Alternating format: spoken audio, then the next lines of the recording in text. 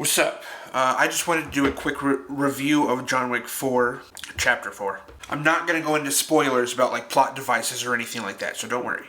Until the end, there is one at the end, but I'm going to give you a warning ahead of time, okay? So, I will talk about some of the people that were recruited as part of the stunt work for this movie, and how different I felt about how this movie pulled that off from past anything prior to this, action-wise. I wasn't sure how they could possibly top the third installment of the John Wick franchise, but they found many ways. But okay, I'm going to go on a little bit of a fat rant here, okay? Bear with me. No pun intended. I want to thank the director. Let me start again. I want to both thank the director and critique the director for the same thing, okay? Now, stay with me. I've already said that. I saw that there were fat people involved in these fight sequences. And it had to be in the form of sumo wrestlers. Because what other fat people would ever learn to attack or defend themselves except for sumo wrestlers? It got me so excited for them in the takedown that's going on. And then it showed the two of them, they just throw a punch each. And then it cuts away and never cuts back to them, and that's the end of their time in the movie.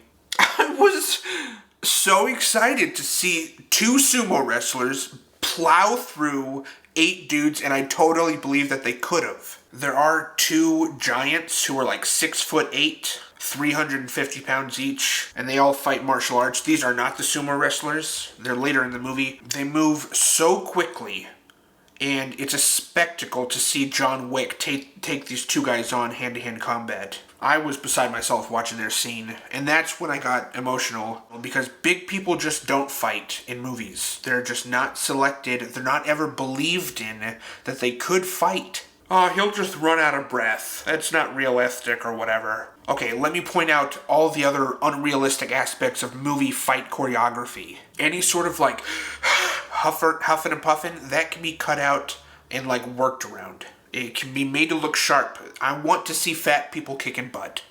Then the fact that they had Scott Adkins, who is a martial arts expert, they put him inside a fat suit for the movie.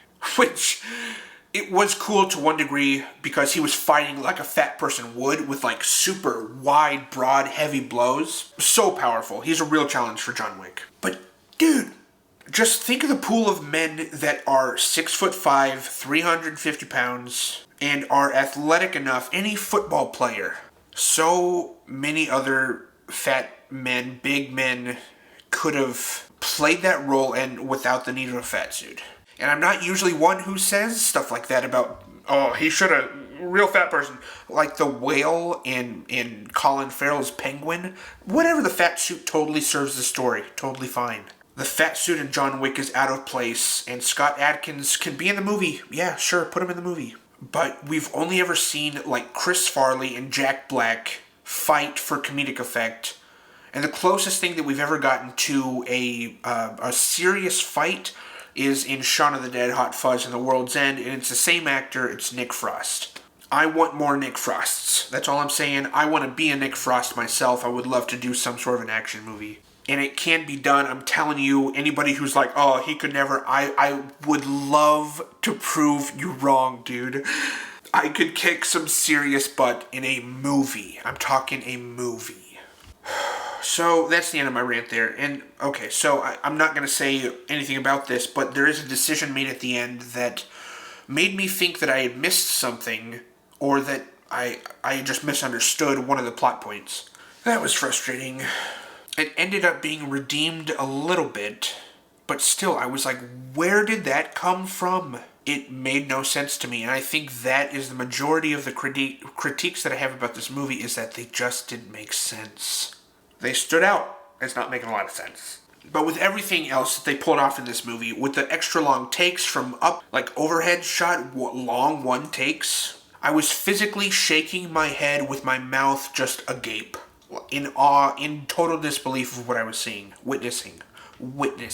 This is an event to go see. The score is Blade Runner 2049-ish, but I loved it. Certain transition scenes play these songs. Not even, they're incredible beats. I'm bopping my head, just so engaged in the music. when usually, and for the most part, the musical score goes unnoticed by me. Consciously unnoticed, but it still has an effect on me subconsciously. So, if you have not seen this movie, I'm going to get into a spoiler. So if you do not want to hear any spoilers about this movie, I would suggest turning this off now. I'll give you 3 seconds, okay? Okay, so the spoiler is about Lance Reddick, who sadly passed away just a few days before this movie even came out. Well, in the first 10 minutes, if you've seen the movie, you know he gets shot. And I was like, okay, hashtag little too soon. I'm sure that the director and the writer feel horrible. So he's dying, and his last words were, "It's been an honor, my friend." And I felt like he's speaking to me directly. It was a heavy few moments to start the movie off with. They do reference his character's death 2 more times in the movie, and it's always in the most respectful, honorable way that they could have done it. And this was this was included in the movie way before he passed away. So it all felt very symbolic with the gravestone at the end and stuff. I just wanted to do my part and spread a word about this movie and how I think the Academy Awards should most definitely have some sort of a category for stunt work. And to have it be because of this movie would be such an incredible feat for them. To do so well that the Academy is like, wow, well, we have to reward that. They should even go back and award past movies for their stunt work and stunt team, for their outstanding achievements, which it completely is the stuff that they pull off in this movie. Oh my gosh, I have to go see it again. I'm gonna right now. Okay, bye guys.